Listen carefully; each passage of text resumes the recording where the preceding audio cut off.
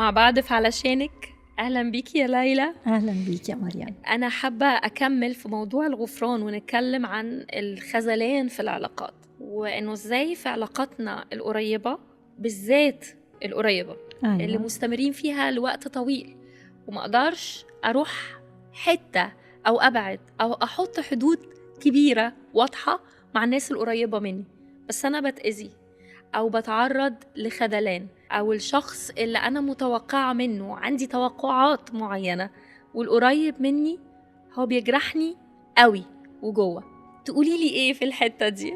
أولا هبتدي من حتة ورا شوية، توقعاتي شكلها إيه؟ يعني في أوقات مثلا بيكون المشكلة مش في الشخص بس، أو مش في الشخص أو مش في الشخص بس، بتبقى في توقعاتي غير الواقعية من الشخص. يعني مثلا أنا ساعات كتير جدا بأله ناس في حياتي. بمعنى إيه بأله؟ يعني مش بعبد حد تاني غير ربنا، لكن بتوقع منهم حاجات ربنا وحده اللي يقدر يسددها.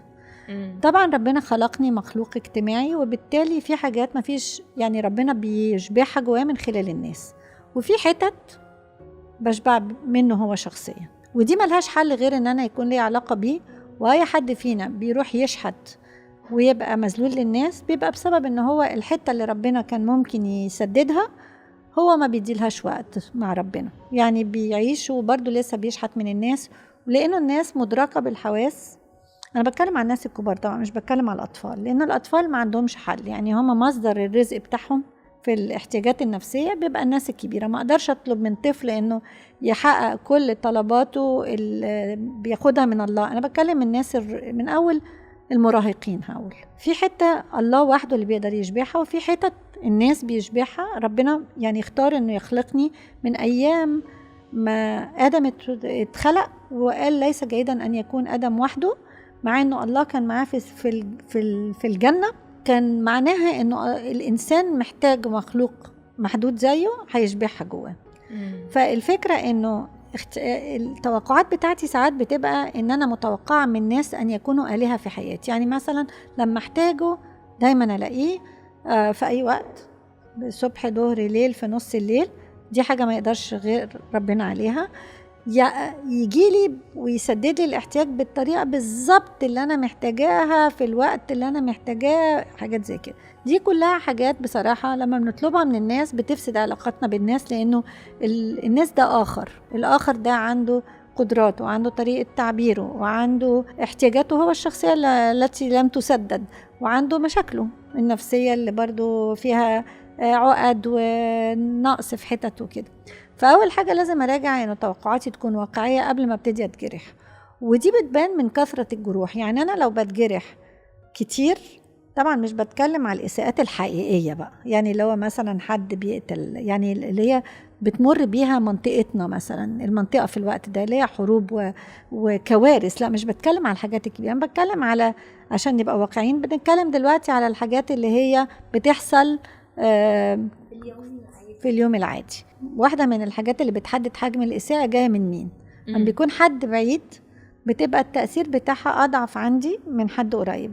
ليه؟ لأنه توقعاتي من الناس القريبة مني أعلى من توقعاتي من الناس البعيدة، فطبعا حجم الإساءة بيتحدد جزء منه من قرب المسيء. كمان كمية الكثافة التعامل، يعني مثلا بتعامل معاه كل يوم ولا كل شهر ولا كل مش عارفة قد ايه، برضو دي بتصعب. وفي الكتاب المقدس بيقول انه مش عارفه الصاحب يحدد وجه صاحبه. أيوة. وان الحديد بالحديد يعني يحدد. فانا قصدي اقول العلاقات الزوجيه والاطفال بيكشفوا لي نفسي اكتر، لان انا بشوف نفسي في حاجه فيها احتكاك يومي بالشخص ده. طبعا لو الشخص ده اسأت اختيار، لان مثلا او كان شخص واتغير بعد الجواز، اللي هي مش غالبا مش بتحصل قد ما بيكون انا ما كنتش مفتحه عناية جامد قوي، ما كنتش ناضجه قوي، ما كنتش فاهمه نفسي قوي. مفيش حاجه اسمها ان انا لما عرفته كان حاجه ودلوقتي هو حاجه تانية. لا، في الجمله دي في اوقات، لا انا بالظبط انا قصدي اقول انه في ناس بتتغير بعد الجواز بجد، وفي ناس بيكونوا لا ما اتغيروش، انا اللي كنت معميه، او انا كان احتياجي مغطي على اني اشوف الحاجات بطريقه واضحه، او ما كانش فيه الاحتكاكات كمان اليوميه اللي هي دلوقتي موجوده بعد الجواز. يعني لا كان في نطفي التكييف واحنا نايمين ولا نولعه، او اولع نور ولا ننام في الضلمه، مش عارفه البيت نظافته، حتى النظافه الشخصيه مش دايما بتبان قوي غير بعد الجواز. فانا بتكلم على الاساءات اللي بتبان بس بعد الجواز. لما الاول انا لازم افكر فعلا ما عنديش طريقه تحميني من السكينه اللي بتعورني دي. يعني الاول اراجع توقعاتي. تاني حاجه، هل فعلا انا يعني كون ان انا عايشه مع الشخص ده، يعني مثلا زوجة بتتضرب او بتتهان او بتنتقد او بيتريق عليها قدام الناس كتير، هل انا ما عنديش مخرج؟ هل انا ما اقدرش اخد موقف؟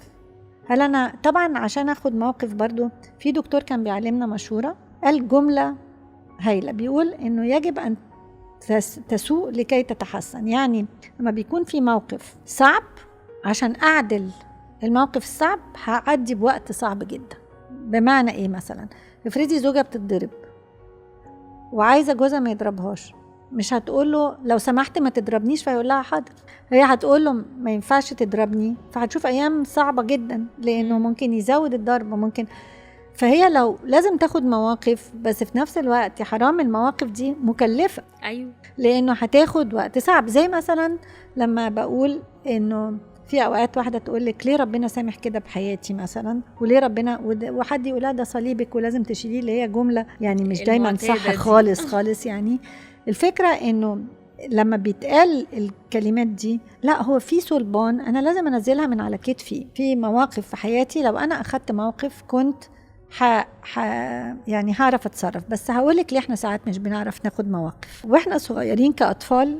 لما بيحصل إساءات لينا احنا بناخد واحد من نقيضين، يا اما بعيط وبنسحب، يا اما بهاجم واغلط منتقم.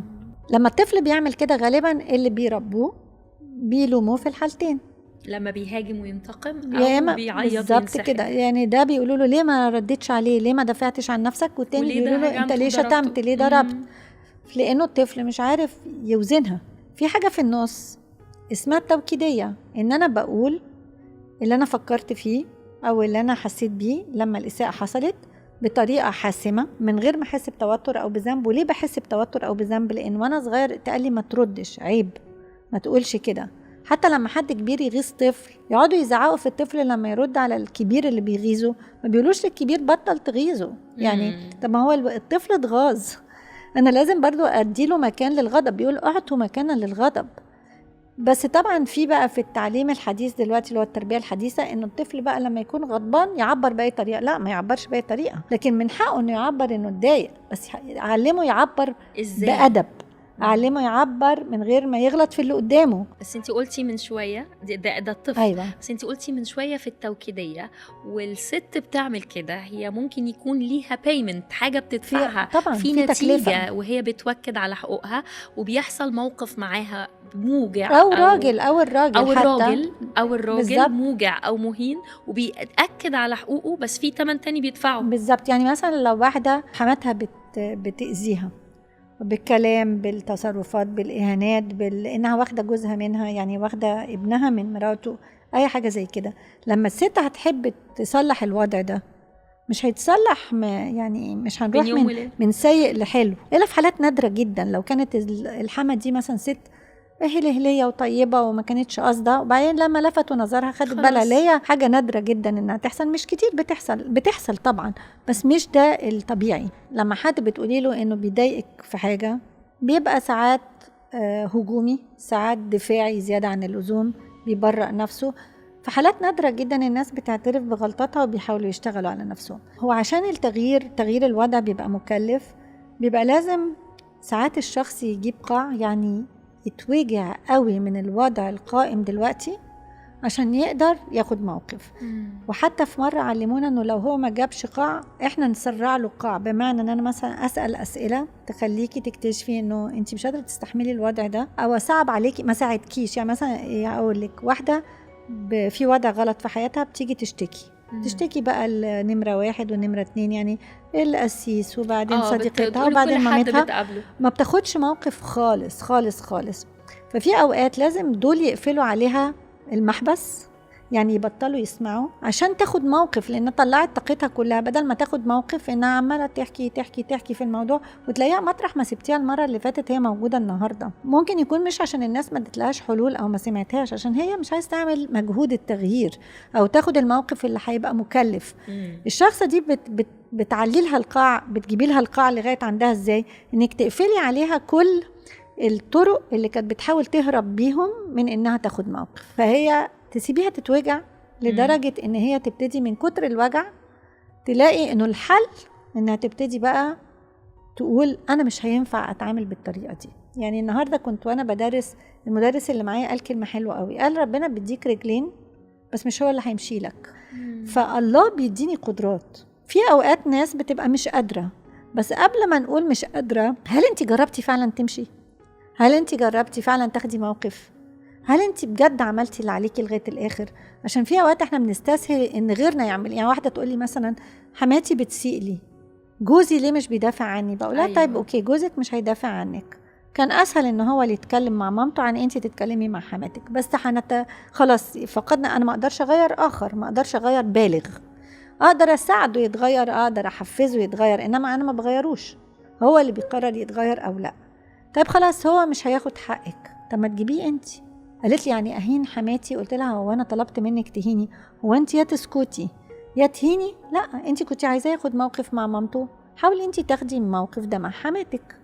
تقولي لها مثلا الكلمه دي بتوجعني قوي، عدم التقدير بيجرحني، لما بنضطر نيجي كل اسبوع ده بيلخبط لنا تدريبات الأطفال أو المذاكرة بتاعتهم، أو أنا مرهقة زيادة عن اللزوم. طبعا زي ما قلت مش شرط إنه اللي قدامي هتقبل بسهولة قوي قوي قوي ويقدر جدا جدا ويعتذر عن اللي عمله، مش شرط، بس مجرد حتى إن أنت بتقولي أقول بترتاحي، لأنك بتبقي شعر أقل ما فيها إن أنت عملتي اللي عليكي. أنت قلتي إنه الحاجة دي إن مثلا أنا دايسة على رجلك، فأنت قلتي ليلى من فضلك شيلي رجلك من على رجلي.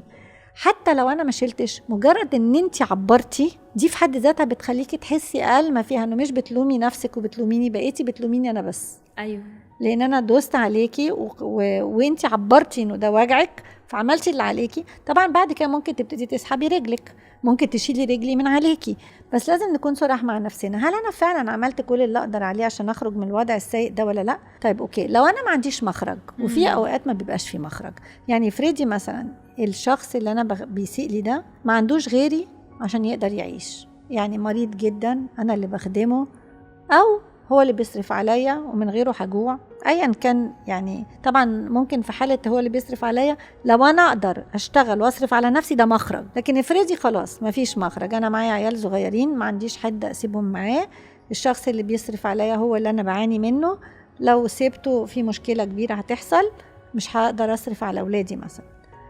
في الحالة دي اللي ما فيهاش مخرج خالص، انا بطلب نعمة من ربنا، بقول يا رب يا رب بالظبط، بقول له انقذني، يا تديني مخرج يا تديني احتمال على اللي انا فيه. مش عارفه وانتي بتحكي كنت شايفه قوي قصه المفلوج. ايوه، ده اللي كان جوايا قوي، انه قاعد لدرجه انه قال ماليش حد يرميني في الميه. ايوه يعني أيوة. بس ربنا ظهر له لما يعني في تدخل إلهي بالزبط. ممكن يحصل، بس كمان ما ينفعش طول الوقت أفضل أقول ما هو ده صليبي، ما ده الوضع اللي أنا فيه بالزبط كده. ما أنا بقالي 38 سنة، إيه اللي هيحصل مختلف؟ ما حدش تدخل، ما حدش لحقني، ما حدش عمل، والناس أحسن مني في العلاقات كده. أنا مش بعرف أقول وأطلب حقي. يعني إجمالا كده من الوقت بتاعنا الغفران والخذلان في العلاقات ممكن يحصل، الخذلان في العلاقات ممكن يحصل، مشاكل في علاقاتنا، لكن في حاجات أنا محتاجة أعرف الغفران مش إيه والغفران إيه بالزبط. محتاجة أعرف إزاي إن أنا مش متطلب إن مشاعري تكون منخرطة، ومحتاجة أعرف إن أنا كمان ليا دور بالزبط. إن أنا ينفع أحط حدود، ينفع أقول ده يناسبني وده ما يناسبنيش، وممكن أخرج يعني أنا بحب قوي إنه في مزمور 109 داود كان بيروح لربنا. يعني أنا بلاقي إن واحدة من الحاجات الشافية جدا في موضوع الغفران إنك تعبري عن المشاعر اللي جواكي زي ما أنت حساها بالظبط، من غير ما تجمليها ولا تخففيها ولا تخليها مسيحية. يعني مثلا بمعنى إيه؟ أنا صعبان عليا بس لا ممكن أقول أنا بكرهها ونفسي تتوجع قد ما وجعتني. يعني هقول اللي انا شعراه دلوقتي أسمي بمنتهى مشاعري كما الامانه. هي. بس طبعا مش للشخصه اللي اسأت لي لان ده انتقام، لكن لحد. يعني انا كنت بقول 3 اماكن. كنت بقول يا مع ربنا، يا مع نفسك، يا مع انسان ناضج بيعرف يسمع صح، بيستوعب، بيتعاطف، ما بيردش ولا بيوعظك في ثانيه ولا يعني يحسسك بالذنب. وقريب بصراحة كنا بنحضر وعظة، والقسيس اتك على الناس زيادة عن اللزوم وقال ان انت لو اتجرحت تبقى انت ما موتش ذاتك للآخر. الكلمة دي قام دكتور نفساني كان قاعد معانا بيحب ربنا جدا، قال له بعد إذن حضرتك التعليم ده ياما جاب لنا ناس في العيادة مرضى، لأنه حضرتك حملت الشخص المساء إليه جنب الإساءة اللي حصلت له إنه كمان هو مجروح. عشان انت غلط ان انت مجروح، بالظبط، انت ما كده متش، انت لسه عايش كده. فأكنك أضفت إلى الإساءة إحساس بالذنب كمان، إن أنا يعني مش بس مساء إليا، يعني قصدي أسيء إليا ودي وجعاني، لا ده أنا كمان مش بغفر عشان أنا ما موتش ذاتي. على فكرة أنا أشك إنه في ناس نجحت وهي عايشة إنها تموت ذاتها تماما، لكن أنا لازم أعيش كل يوم أكتر صوت ذاتي بوطيه وصوت الله والآخرين بعليه. ده لازم أشتغل عليه. بس عشان أوصل ده مشوار إن أنا مثلا ببتدي ممكن أوصل في يوم من الأيام إن مش بس أنا ما زعلش من المسيء، أزعل على المسيء إنه هو أساء لي لأنه هو هيتعاقب. دي قامة روحية عالية أنا عيني تبقى عليها. بس أنا همشي سكتي دلوقتي، بس أنا همشي سكتي زي ما قلتي في الأول بالظبط. أنا مش هطالب نفسي زي كل الناس أنا لازم أغفر، لازم أعمل، لازم أقدم حاجة إيجابية. لا، أنا همشي سكة الغفران بتاعتي بدءا من أني أحط حدود وأسمي مشاعري زي ما هي، وأقول إيه اللي يناسبني وإيه اللي ما يناسبنيش في التعامل. بالظبط. شكرا ليكي قوي قوي يا ليلى، وبجد فارق معانا موضوع الغفران، وهو موضوع كبير وعميق ومتهيألي مش ممكن يخلص. أيوة. بس أنا عايزة أشجع كل واحدة النهاردة وهي بتسمعنا إن تبتدي المشوار من النهاردة على قد ما تقدر، إنها تبني في العلاقات وتحط حدود ليها وتقر بمشاعرها، ودي سكة هتكمل فيها. شكرا ليكي. أشكرك يا مريم.